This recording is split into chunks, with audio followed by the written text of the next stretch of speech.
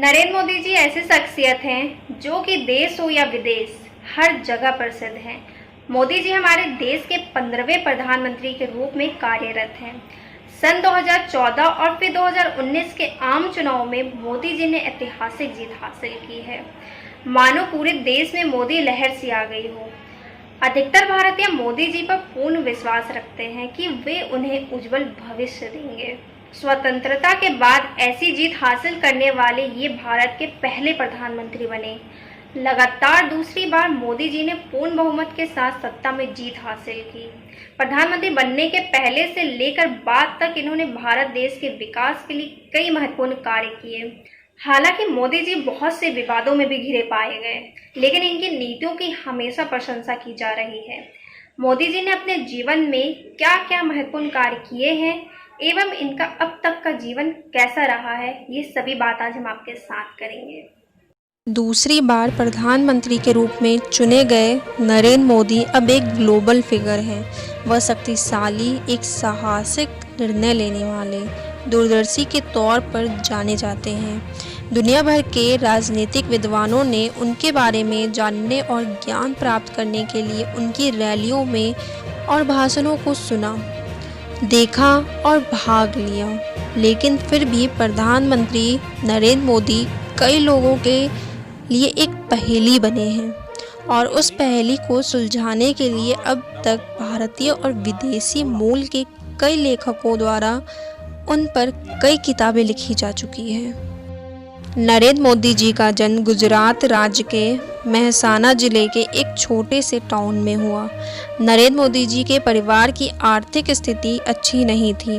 इनके पिता एक सड़क व्यापारी थे जिन्होंने अपने परिवार का पालन पोषण करने के लिए काफ़ी संघर्ष किया था।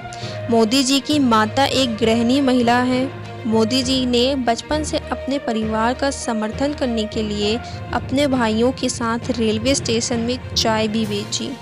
मोदी जी ने अपने बचपन के दिनों में ही कई कठिनाइयों और बाधाओं का सामना किया था, लेकिन अपने चरित्र और साहस की ताकत से उन्होंने सभी चुनौतियों को अवसरों में बदल दिया।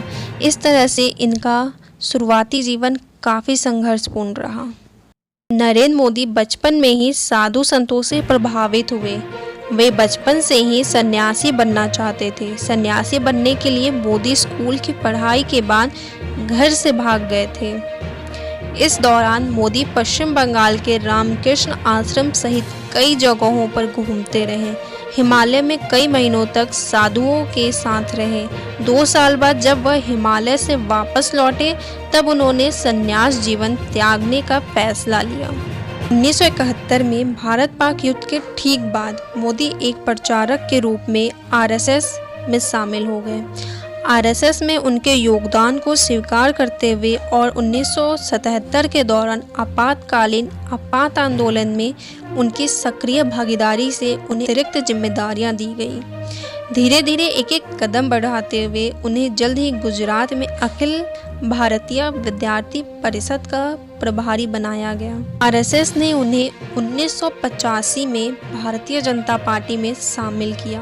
1988 में वह भाजपा के गुजरात विंग के आयोजन सचिव बने और 1995 के राज्य चुनाव में पार्टी को जीत दिला दी।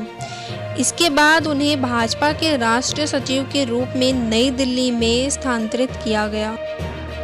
वह 2001 में गुजरात के मुख्यमंत्री बने और अपने कार्य कौशल के कारण लगातार 4 बार वापस मुख्यमंत्री चुने गए और अब मोदी जी हमारे देश के 15वें प्रधानमंत्री के रूप में कार्यरत हैं। सन 2014 और फिर 2019 के आम चुनाव में मोदी जी ने ऐतिहासिक जीत हासिल की। मानो पूरे देश में मोदी लहर सी छा गई हो। सन 2014 से लेकर अब तक के कार्यकाल में मोदी जी ने कई महत्वपूर्ण योजनाएं एवं पहलों की शुरुआत की है।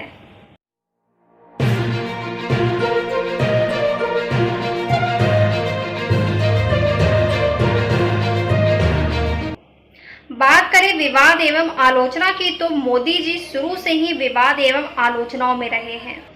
सन 2002 में हुए गुजरात दंगे मोदी जी के करियर का सबसे बड़ा विवाद था। जिसके तहत आलोचकों का कहना था कि मोदी जी इस दंगे को भड़काने के पीछे मास्टरमाइंड हैं। नरेंद्र मोदी जी के वैवाहिक स्थिति को लेकर भी आलोचकों द्वारा आलोचना की गई। गुजरात दंगे में चूंकि मोदी जी का नाम सामने आ रहा था, इसके चलते यूनाइटेड स्टेट द्वारा उनका वीजा कैंसिल करा दिया गया था। सन 2015 में नरेंद्र मोदी जी ने 10 लाख रुपए की एक सूट पहना था जिसमें उनका नाम नरेंद्र मोदी लिखा हुआ था। इसके लिए आलोचकों द्वारा उनकी काफी आलोचना की गई थी। प्रधानमंत्री के रूप में मोदी जी ने कई सारे महत्वपूर्ण फैसले भी लिए। 8 नवंबर 2016 की रात्रि को 12 बजे से वर्तमान में जारी 500 रुपए और 1000 रुपए के करेंसी नोट लीगल टेंडर नहीं रहेंगे।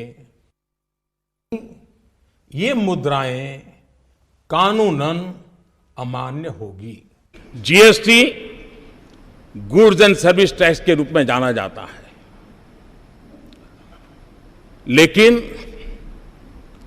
जीएसटी से जो लाभ मिलने वाले हैं, वे सोच रहे थे कि मोदी ने पहली बार सर्जिकल स्ट्राइक की तो दूसरी बार भी ऐसा ही कुछ करेंगे, और इसलिए उन्होंने क्या किया, सीमा पर बड़ा तैनाती कर दी, टैंक ला करके पता नहीं क्या क्या रख दिया। उन्होंने यहां सारी सजावट कर दी, हम ऊपर से चले गए। आर्टिकल 370 अनुच्छेद 370 के साथ भी ऐसा ही हुआ। हम क्यों न डिजिटल पेमेंट की ओर बल दें। आइए, ईमानदारी के लिए, ट्रांसपेरेंसी के लिए और देश की इकोनॉमी को ताकत देने के लिए हम ये डिजिटल पेमेंट, बेटा बेटी एक समान, यही हमारा मंत्र होना चाहिए। और एक बार हमारे मन में बेटा और बेटी के प्रति एक समानता का भाव होगा तो ये पाप करने की जो प्रवृत्ति है वो अपने आप रुक जाए।